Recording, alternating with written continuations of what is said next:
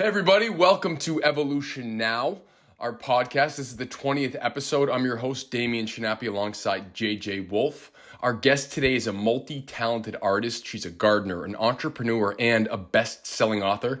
She is the founder of Regenerate Your Reality, and she has an unending passion for environmentalism.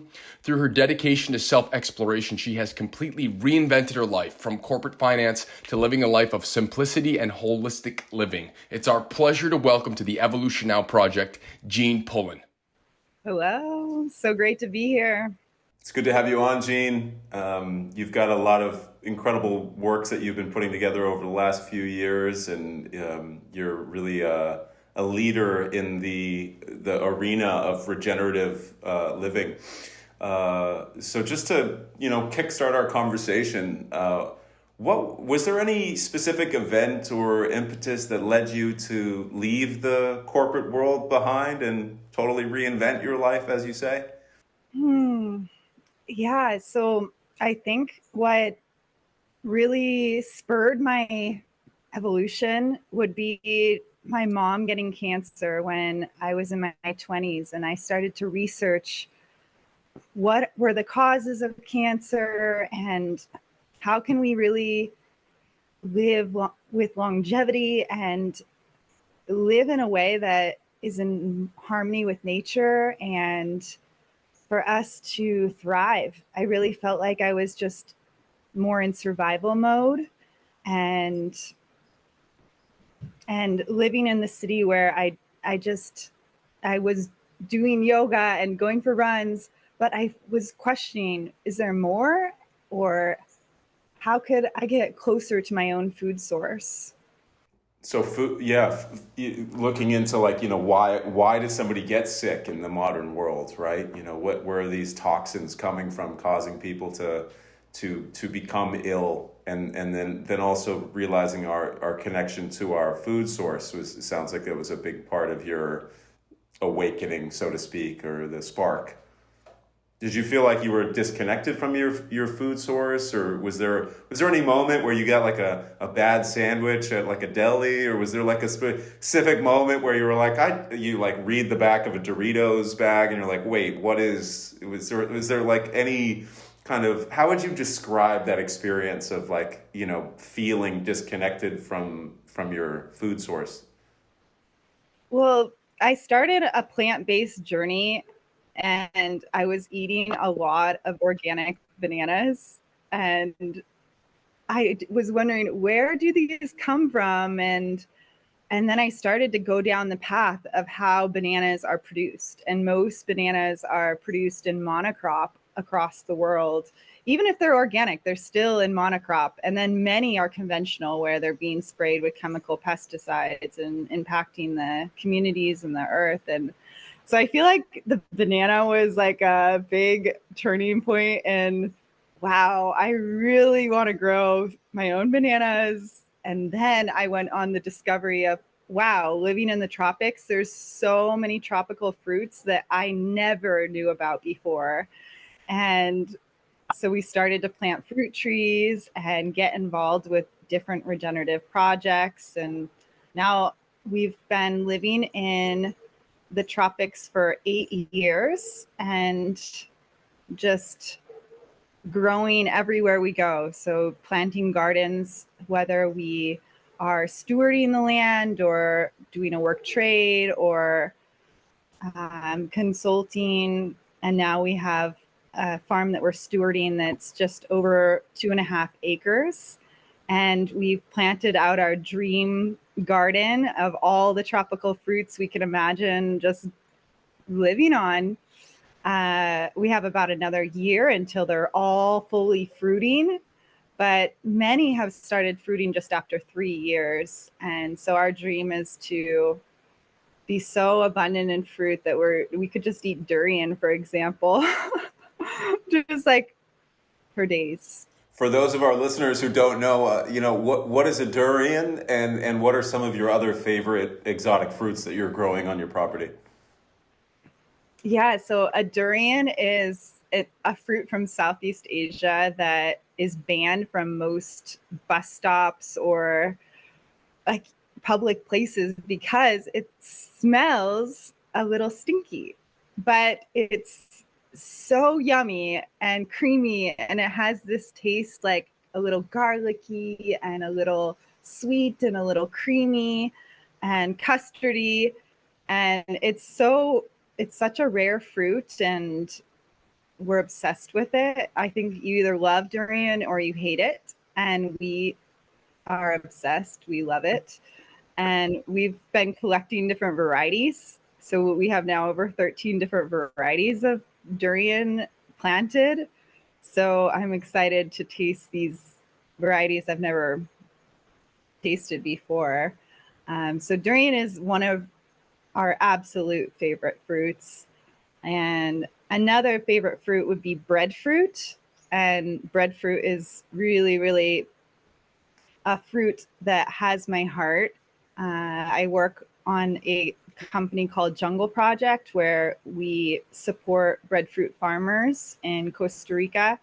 And we planted 5 breadfruit in our property, and we're already seeing fruits. It's the most ecological carbohydrate in the world. It's like I would say like a cantaloupe size ball that grows on a tree.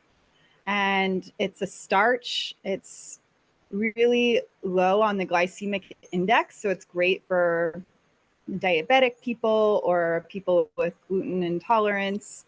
And now we're seeing that breadfruit can be milled into flour and made into different yummy goodies. Anything that you would use regular flour for, you could use breadfruit flour for. So breadfruit is another fruit I had never heard of before moving to the tropics, but now it's the most ecological carbohydrate in the world and supports farming families and the earth. So yeah, those are probably my top 2 fruits, but we have hundreds that we've planted here that are different varieties collected from all over the tropical nations. So Jean, how much of your nutrition is made up of fruit? You say 90%? Is it 70%? I would say really, we go for a living, like live foods. So plant-based live foods from our garden and sourced locally. I would say really a third of my diet is probably fruits. I drink smoothies and have fruits until about midday, and then I shift to cooked food or a nice farm to table lunch, like a root soup, for example. We will harvest different roots like malanga or taro, sweet potatoes. Sometimes we put breadfruit in our soup, and we have coconut milk and turmeric ginger from the farm, and just create a medicine soup that is nourishing and alive and immune boosting. So food is our medicine. Awesome. So today, most everybody's focused on acquiring more stuff, more money, more status, and it seems like you've gone in the opposite direction. So take us through the process of simplifying your life. What were the biggest changes, and what were the results of those changes? Oh, wow. That's a packed question right there, but I love it. I love challenging questions. I think that, most of society really is all about acquiring and trying to get successful or some sort of titles. And I really don't like to think about putting myself in a box or labeling myself in very many ways. I know it's easier for most people to use labels, but I think that dismantling just so many aspects of what isn't real, what really makes us happy, and going inwards and assessing all parts of our life and kind of shedding away all the consumption that we do that is pointless, such as paying for everything we do. We don't need to pay for much. I mean, we cultivate community gatherings and potlucks, and we create our own entertainment, and we do women's circles, and where we teach each other yoga. And so really simplifying most of our life so that we're going from being a consumer of everything, paying for everything we do, and getting to the point where we are being a producer of our life. So we're producing our own entertainment, we're producing our own ginger beer and kombucha and sauerkraut and some of our own food. And just getting to the point where we create our own happiness. We're not in a point where we're having to look outwards, where we're searching for some person to help us be happy. We have to go really within ourselves and create our home and our heart and our happiness wherever we are. And so that is what I would recommend to anyone listening. Being a creator of your own resources and providing your own entertainment, growing your own food. I've seen on a lot of your posts and a lot of your the things that you talk about. Sovereignty is a really key word, and this idea of becoming sovereign. I know that you've used a couple different numbers to describe like how food sovereign you are, and at the end of the day, we really are what we eat. They say you are what you eat, and it's most of the modern world, people living in cities are so disconnected from their food because the farms are not in the cities. The farms are way outside the cities. But for your context, you're living where you're growing so much of your food. So how would you speak about your journey to food sovereignty, and what does that mean to you to be sovereign in that way? Yeah, so sovereignty is such an important aspect of financial freedom, of really becoming independent or relying on ourselves and our communities to complete all of the aspects of our needs in our life. And part of that is food sovereignty. And I would encourage you, no matter where you are in the world, if you're in an apartment in the city, or if you're living in the countryside, there's always room to grow a few of your own herbs. Could be in little pots in your windowsills, or balcony gardens, or community gardens, but just starting to get to know a little bit of your own food source, whether it's just a few herbs or a full garden where you're producing your own greens and your veggies and some of your own fruits. For us, we live in the tropics, so it's a little different climate than different places in the world, but we're able to have a growing season almost like 2 summers in a row. So the way that it works is most of the time there's a winter, in the northern climates that kills off a lot of the annual crops, and you have to start over. So there's one growing season from April until September, October. And the tropics, there's almost like 2 fruiting seasons, and we see it with our fruit trees. So we have a rainy season and a dry season, and those are kind of like 2 seasons that are different growing, and then fruiting happens sometimes twice a year. So for us, becoming food sovereign meant that we had the goal to be 50% food sovereign in 2 years. And that was our goal just in 2019. And we were able to accomplish this goal by starting with our roots. So like sweet potatoes produce in 6 months. And if you're in northern climates, potatoes produce in 6 months, and you can grow enough potatoes to last your whole winter. And ginger turmeric is another amazing root that we infuse in all our foods and teas. And so getting sovereign in a few items like your carbohydrates, we're sovereign in our veggies and our herbs. And we really recommend just planting wherever you are and starting to get to know your farmers. So going to your farmers markets and really visiting farms that are inspiring nearby you. I learned so much by just Googling, looking into other people in the regenerative movement near me, wherever I am in the world, connecting with them and touring their garden. And I get to know what local foods can grow. I learn new tips and tricks.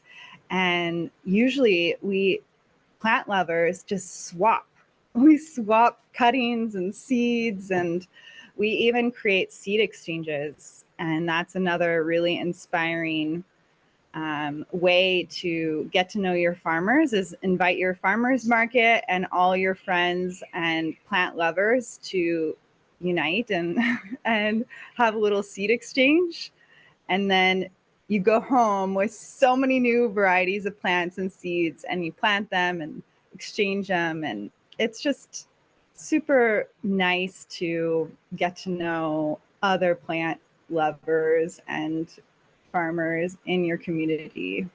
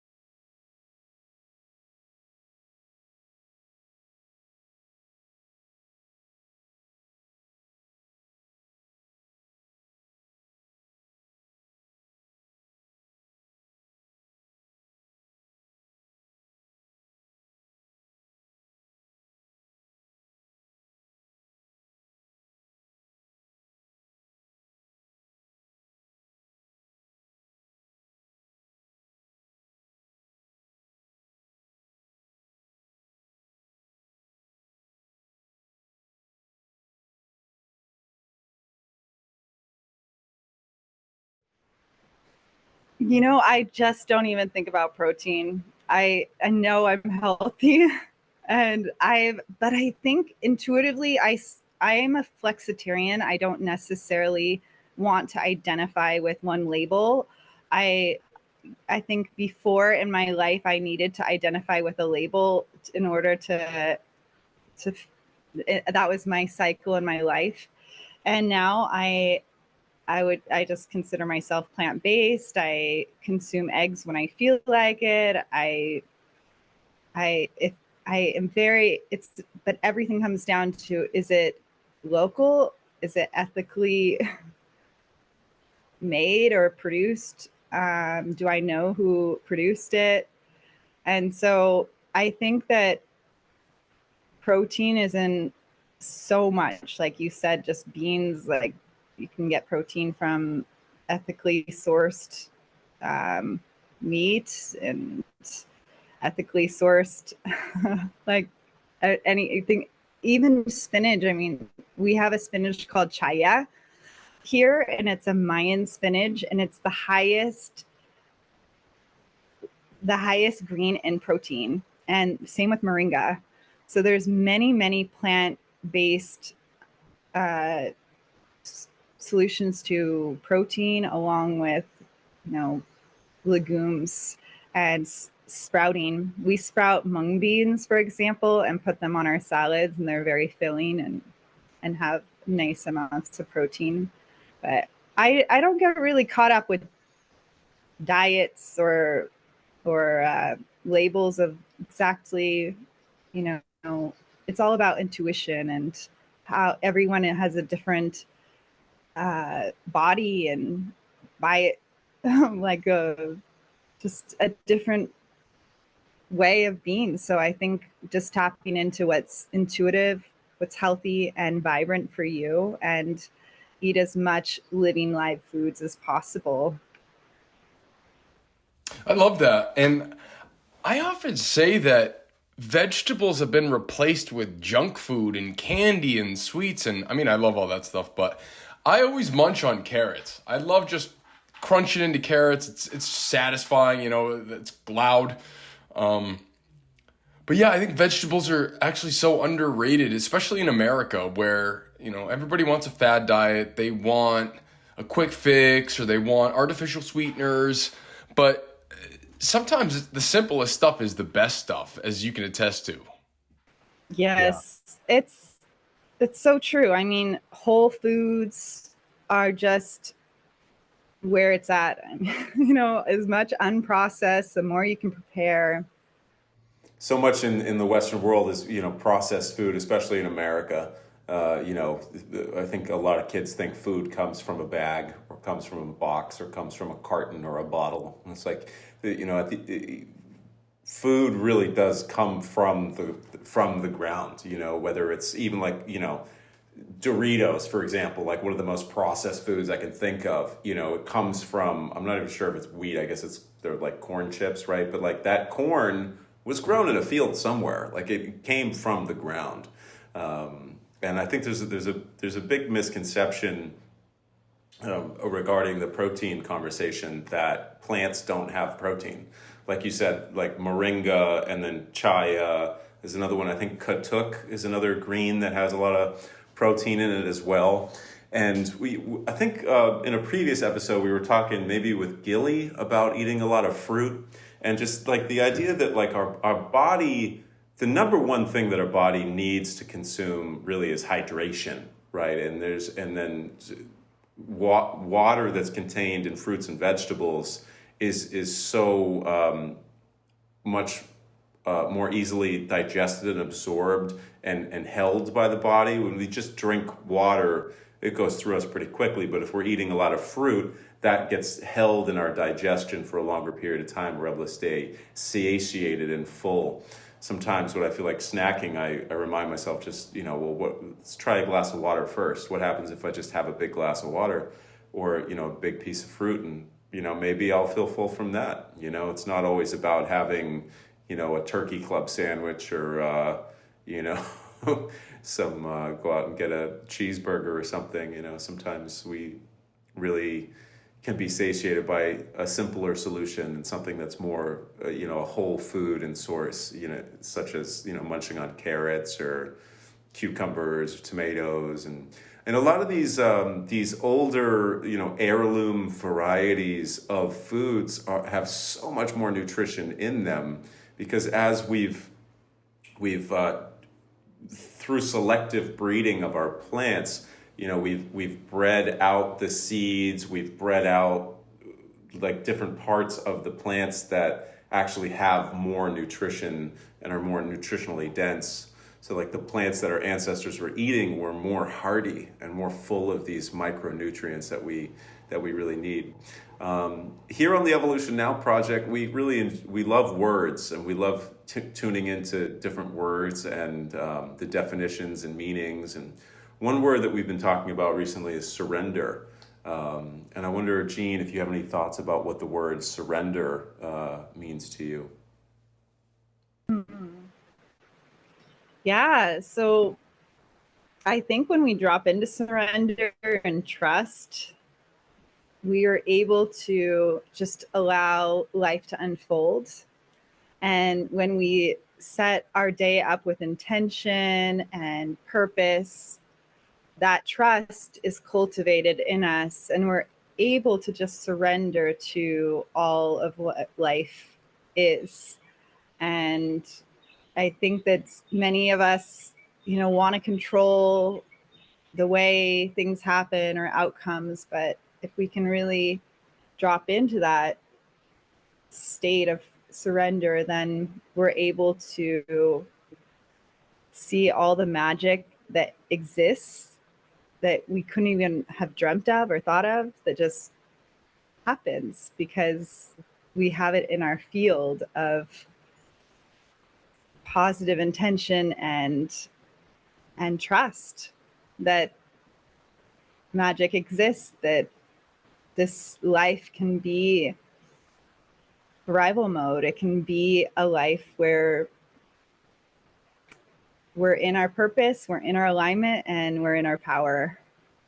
I love that. Surrender, it's almost receptivity where, like you said, we want to control, and I'm certainly guilty of that. Like, you're talking to a guy who tracks and weighs all his food, and that's the pattern I've got into, and it gives me a sense of security. But to surrender to the moment allows you to receive the blessings of life. And I like that you used unfold, because that's how I feel life is. It's a story that's unfolding. And when you surrender with intention, oftentimes what you receive is better than what you hope for in the first place. So that's beautifully stated, Jean.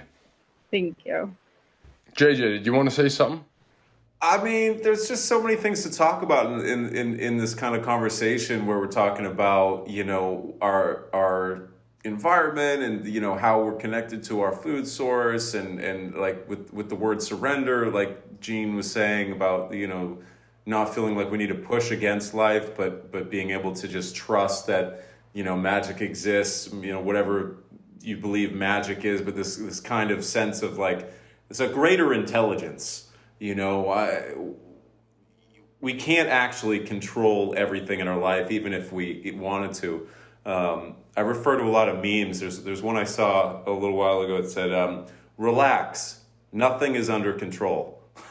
It's just like, like as much as we want to control everything around us, our subconscious and our unconscious mind is tuning out so much and like, maintaining our, the movement of chemicals through our blood system and, everything is happening all around us. And I mean, I just think it's such a miracle that anything works at all. The fact that we have, roads, the fact that our streams flow, that the sun shines, that the plants grow. I mean, it's all, very much magical. And so I think a lot of people could find a lot more peace by surrendering and not trying to control so much and just, trusting that when you follow your greatest intuition and, you follow your bliss, you will be in the right place and things will happen as they are supposed to.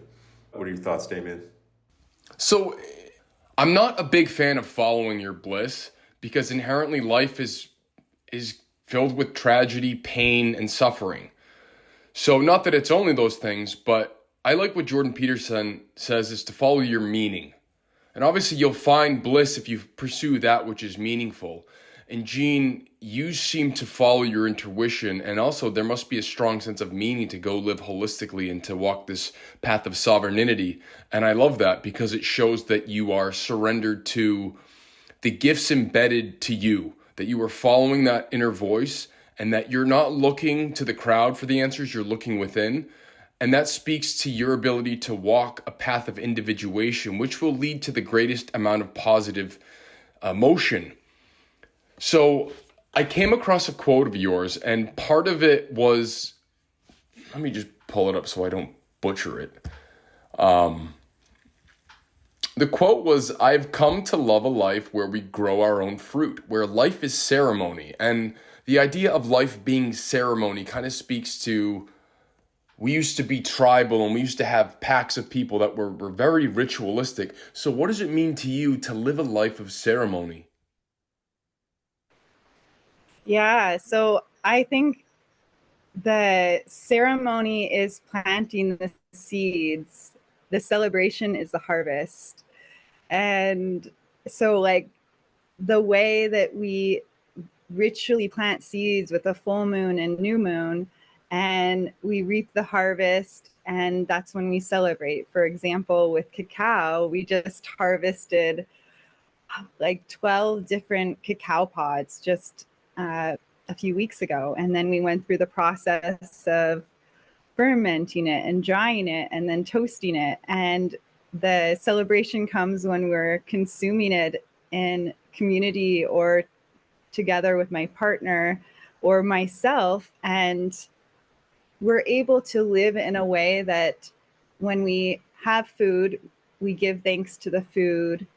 When we plant the seeds, we are giving gratitude to the earth and thanking the seed for all of its unique DNA. So it's a way of living in gratitude and reverence to this earth being one live organism, Gaia or Pachamama in many cultures, or just we're all connected. And so it's a way of knowing we're interconnected and living with rituals in our cycles that become a ceremony of life. So beautifully said. So beautifully said. Yeah, we're all connected. You know, we're all cells of this one body that is this earth, right? It's this living planet. So Jean, your brand, Regenerate Your Reality, also the title of your book. Also, I've heard you have a couple incredible online course offerings. You want to talk a little bit about where the name Regenerate Your Reality came from, and then how that blossomed through writing a book and what that process was like? Yeah, so it's interesting because I thought my first book would be Nourishing Your Garden and the Earth, which is a children's book that is coming out actually in October. So just a few weeks from now. And so I always imagined writing a children's book. And then when I started to write, this memoir came about. And it was, I guess I needed to write it for myself to just recap the lessons that I've learned on my own path that I thought could help others. And it's a journey of regeneration and regenerative living and coming back to regenerating our mind, our body, and the earth. And it's a slightly memoir and a guidebook with wisdom questions and exercises. And then from that evolved the online course that we've launched our first cohort this last summer, and the students have graduated, and now we're going to jumpstart our next online course in the near future. And so Regenerate Your Reality, the name of it came from just seeing how we really do create our own reality in our thoughts and our actions. And so it's inspiring all of us to come back to that, creating our own reality and dismantling, dying, rebirthing, and coming into a new version of ourselves, and how life is a beautiful mess. And there, like you said, Damien, there's tragedy and there's the whole waves of life. And how can we navigate this beautiful mess with trust, surrender, and knowing that this too shall pass? You know, it's not the grief, it passes. But, you know, obviously different emotions are part of the spectrum of life, and we shouldn't judge it, you know. Jean, I know you're talking a lot about, you know, the emotion and the feelings of the process, and you spoke about how you wanted to write a children's book, but then it turned into a memoir. How would you talk about, we definitely have some authors future authors and writers in our audience. And so I'm just curious about what your process was like from going from I'm going to write a book and just starting to write, and then now you've actually have a book, and it's you've printed physical books and you have an ebook. What was the process like of actually getting a book completed, and then also maybe how that compares to writing a children's book afterwards?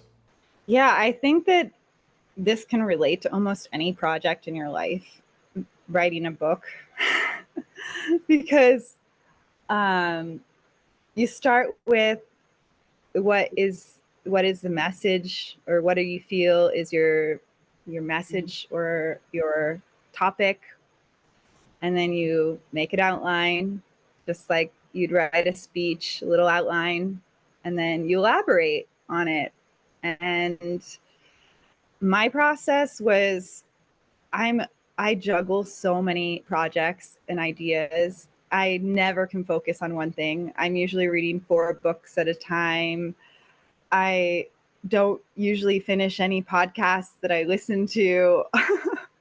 I just am a juggler of many fun activities, play hard, work hard. And so I spent a few hours a week for a year to write the Regenerate Your Reality book. And I had a mentor review what I wrote and helped me massage or elaborate as a outside viewer. And so that was how Regenerate Your Reality came into form. And the children's book, I knew the topics. I was like, these are the topics I want to point on. How can we make it in a way that children can digest? And so it's like writing a speech or starting a business. You just start with the outline and then elaborate and then put it into action and breathe it into form. That's great. And did you find the further down the path of writing a book you walked, the clearer it became? Like you got to own it more? It's so interesting because especially when you write a memoir, now if I were to write what I wrote, it's not exactly, it changes as we evolve, and it's a timepiece in that particular cycle in my life. And so much has changed. I mean, there's different core concepts that will never change, but yeah, as we evolve, our ideas evolve as well. And so does that answer your question? Yeah, it does. It does. And the past isn't concrete. One of the methods, I'm an actor, one of the methods that people use to bring up emotion is emotional recall. So they'll go back to an event that happened in their past that perhaps made them sad or happy. But what happens is as you evolve and as your experience of the world comes into clear view, the past changes, where you could think of something that made you sad in the past, but it doesn't bring up sadness, it brings up anger, because you've elevated your consciousness, you have brought it to a point where it's more able to combat the forces of life. So going back and looking at the past through your current lens allows you to change it, and you can always change your interpretation of the past. And something we talked about earlier in this conversation, creating your reality. The mind works in systems. So gratitude, surrender, and faith, these are systems that reinforce each other. And I found, I always say a little prayer before I eat. I just give thanks to the universe for providing this food, because you never know where your next meal is going to come from. And there are many people that go without food. So when you're grateful, it allows you to surrender. And through that process, those two variables, that being grateful and surrendering reinforces the gratitude. So that also builds your faith. So that little system of being grateful and surrendering to the process supercharges your faith, which allows that system kind of to elevate you up, up, and up. So And I think the same thing is true for a process of any artistic creation. When you're writing, you surrender the process, you're grateful that you have the idea, and that you have faith that the words and the ideas that you put together will amount to something of value that will not only reward you for showing up, getting messy, getting better, but also that when you share it with the community at large, it allows people to peer into your path of individuation and go, wow, this person has really lived something. They've lived it out, and they've had the awareness to put it into words in a way that makes sense. And writing for children, you have to be simple. I mean, a kid's not going to understand super complex topics. So it forces you to get down to the essence of a topic and be direct. Yes. It was really amazing I co-wrote the children's book with Lala Palmari, a herbalist and ecologist, and she's fanatic about mushrooms and mycelium. So I think that also having an amazing team that surrounds you and supports you and uplifts you and helps inspire you it's so important. I really couldn't make any of my projects and endeavors possible without the power of collaboration. And we collaborate I work on Jungle Project that collaborates with local farmers, and I collaborate with Kiss the Ground as a soil advocate and Kiss the Ground's Jungle Project's fiscal sponsor. I have a book team, I have an online course team, farmer team, community neighbor WhatsApp group team. So it's just kind of the power of collaboration is the way forward, and that's what nature is collaboration. And so how can we interconnect and interweave our mycelium network so that we are stronger together and we are living in a way that is more regenerative, giving back to our communities, leaving it better than we found it. And so those are some words of inspiration.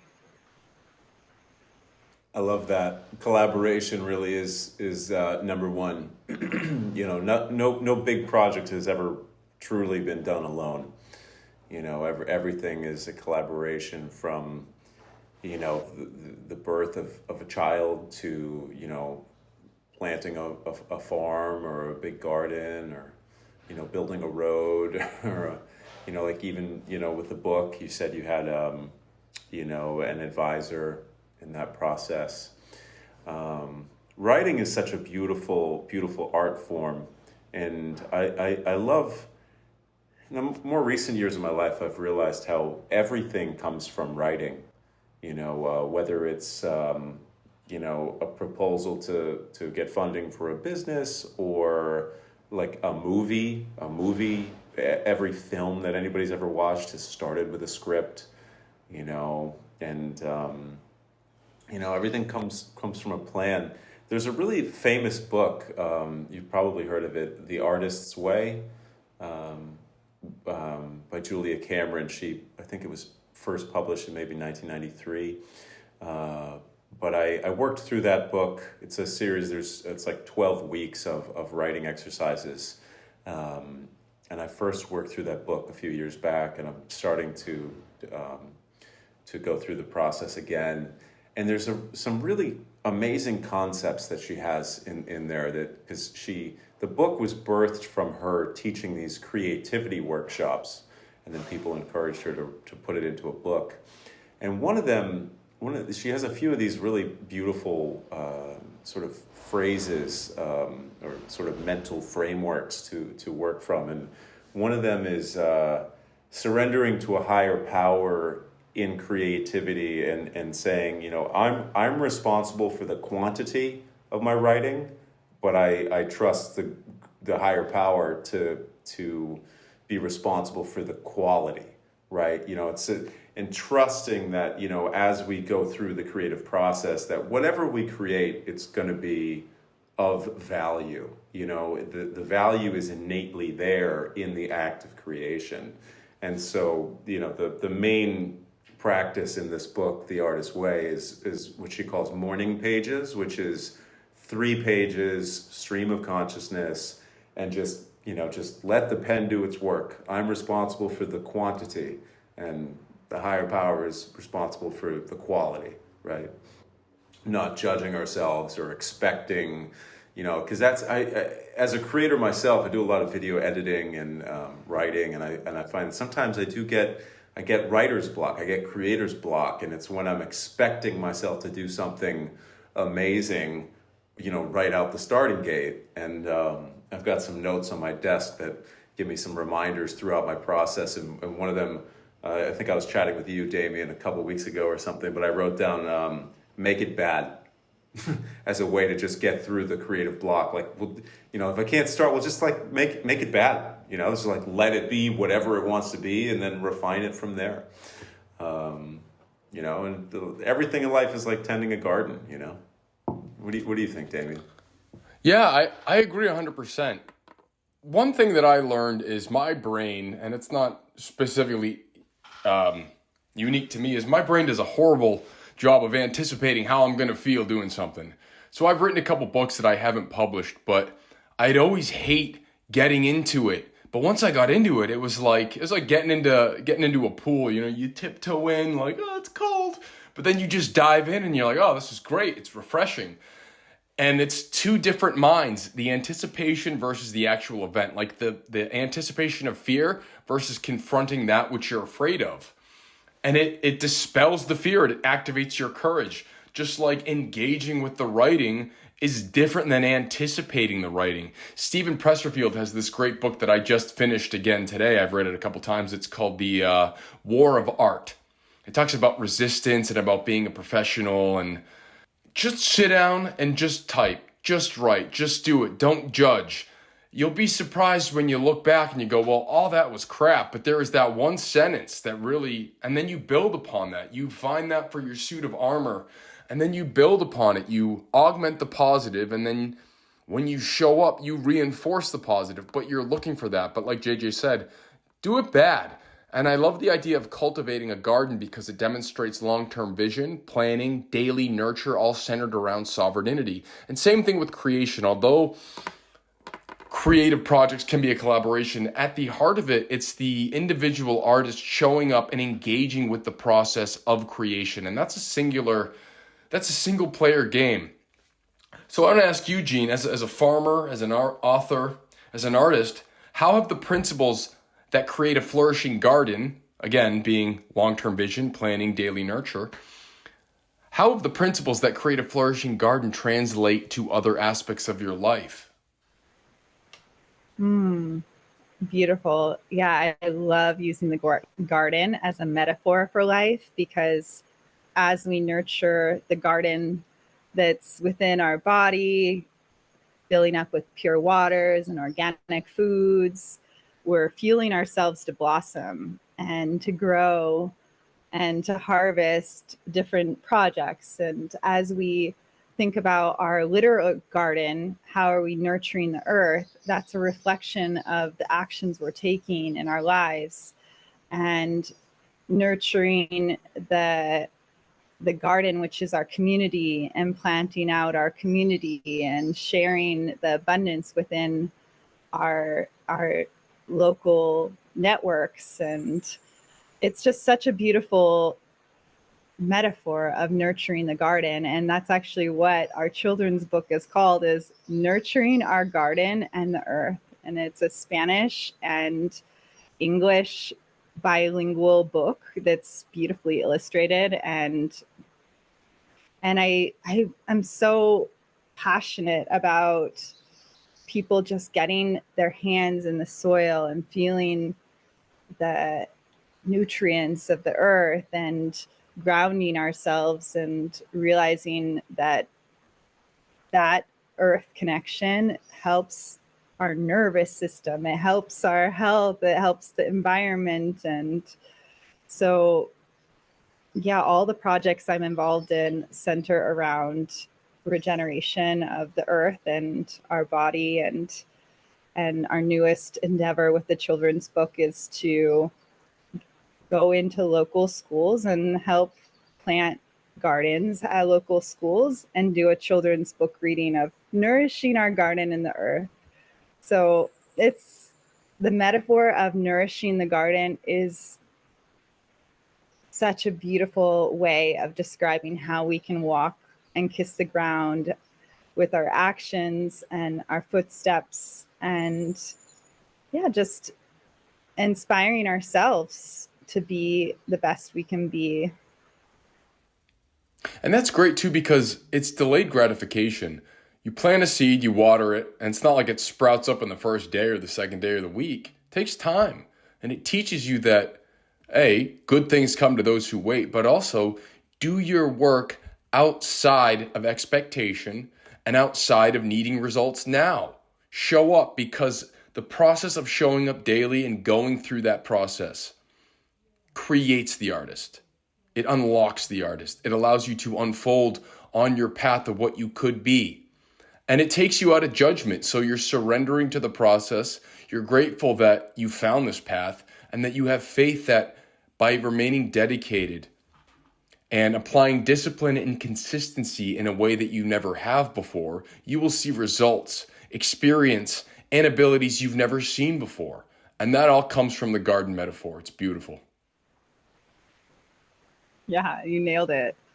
It's constant gardening and showing up and giving water to the little babies and observing and watching them grow. If they're happy one place or having to move the environment, we might need to move ourselves out of environment or move a plant out of its environment for it to thrive and have enough semi-shade or sun. And we can think about each aspect of our life like that, the power of observation and awareness and daily rituals and disciplines that bring us into nurturing ourselves and the community surrounding us. So one of your quotes, or something I read in a post, is life is cyclical. There's a process of birth, growth, and death. So when your time on this planet's over, how would you like people to remember you?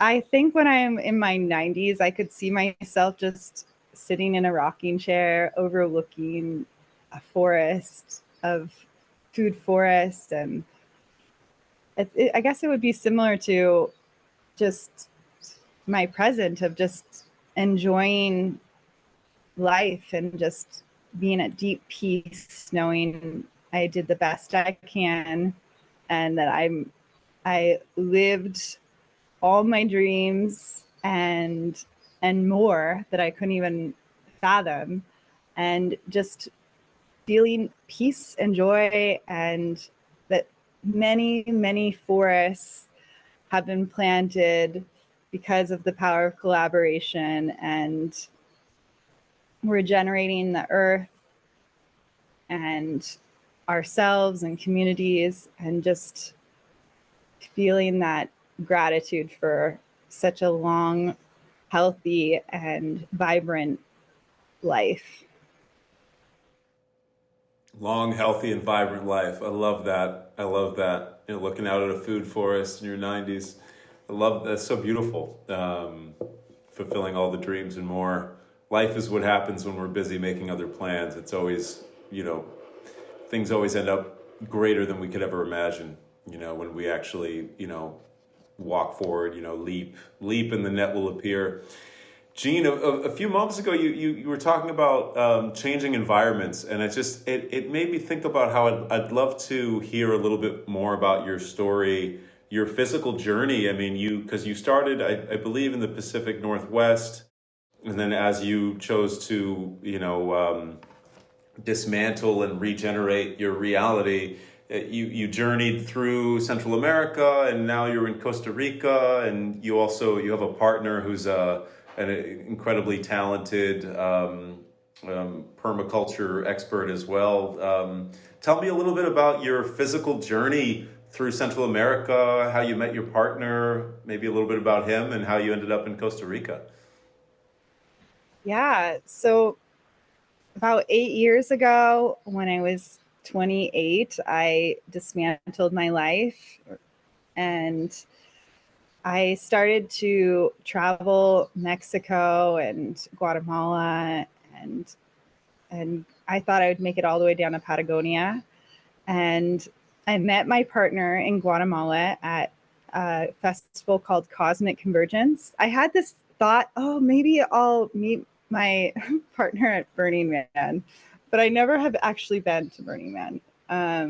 And I went to this other festival called Cosmic Convergence, and it was a year of this travel and finding my own happiness and inner peace, and I was ready to meet somebody very special, and I manifested him. I literally was like, I would love a farmer, somebody really knowledgeable, and I really hit the most abundant man I've ever met in the world, Alan Cacao, my partner in Guatemala. And he is a wealth of knowledge because he grew up regenerative farming on a small, simple avocado and citrus farm, and his family grows coffee, and so he has some ancestral roots of the knowledge being passed to him directly. So he knows herbalism since he was a child. And I really didn't have any expectation of where I would plant roots or repot myself because I transplanted myself to the tropics, but I really didn't know where home would be. I just had a deep surrender and trust that I would be able to find the community, find the vibe, find this reality, and it all unfolded and has blossomed so beautifully. And my partner and I now steward this beautiful farm, Regenerate Your Reality, or fairy farm for for anyone that shows up in person. And we have 3 beautiful rivers passing through, and we've just created our own paradise. And I recommend to anyone listening that don't be afraid to move across the country or move a different country.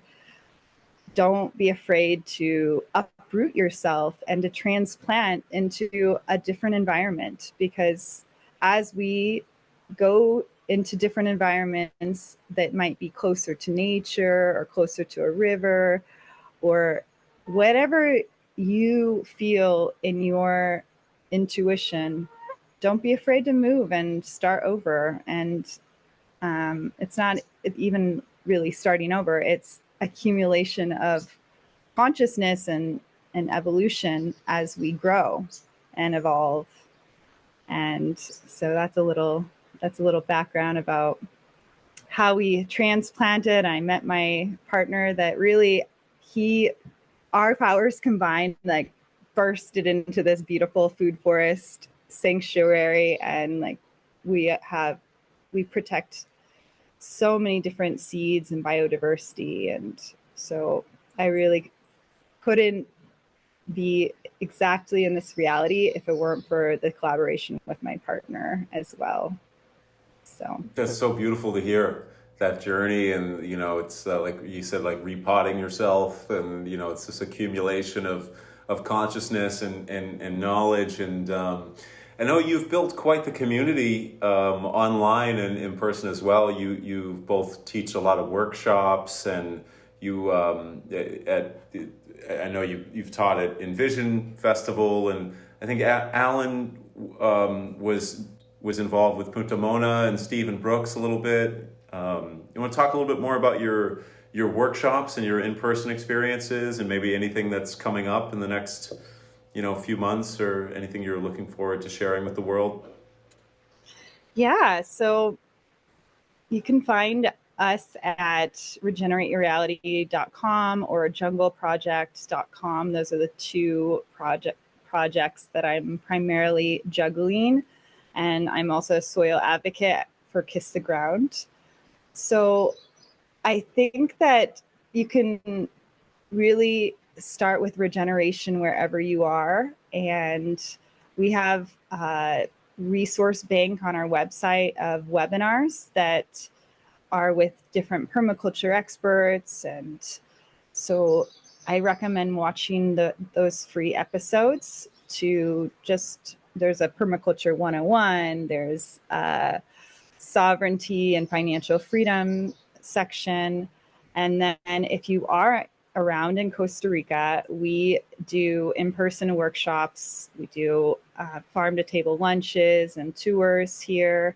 We also do a few retreats a year where we collaborate with others and really go through a deep dive of regenerative living and restoration and fun.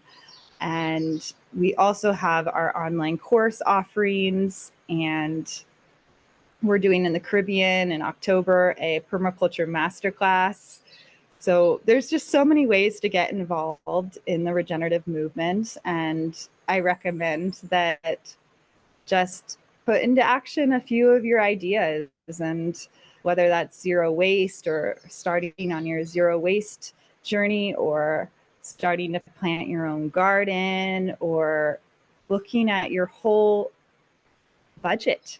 When you get into your budget of what are you actually consuming, there's a lot you can shed away. And so just start wherever you are, the path of regeneration. And you can find us at Regenerate Your Reality on Instagram or social media, on YouTube, and Jungle Project as well. So there's so many ways to get involved. And I'm so grateful that this podcast exists, because it's such a powerful platform for those looking at different ways of living and evolving and being and enjoying this life. Jean, that's a great message. And those are practical things that anybody anywhere can put into practice. So thank you for that. And it's been an absolute pleasure learning about you, your journey, and your mission of making the world more harmonious through regenerative living. So I want to thank our audience too for tuning in and just making this a great medium to share ideas and allowing everybody, our audience, ourselves included, to evolve by taking the experience of yourself and putting it into our life. So again, thank you so much. And JJ, any final words? I'm just grateful for another amazing conversation. You know, Jean Pullen, you're an incredible person, you know, leading the frontier for, hey, let's, you know, stay connected to the earth and regenerate this beautiful environment that, you know, we are fully connected to. So hope you guys enjoyed this episode out there, you beautiful people that have been watching this episode of Evolution Now Project. Thank you for watching. Give us a follow on Instagram, subscribe on YouTube, and more to come. Gracias. Thank you. Thanks, Jean. Till next time, guys, keep growing. Keep growing.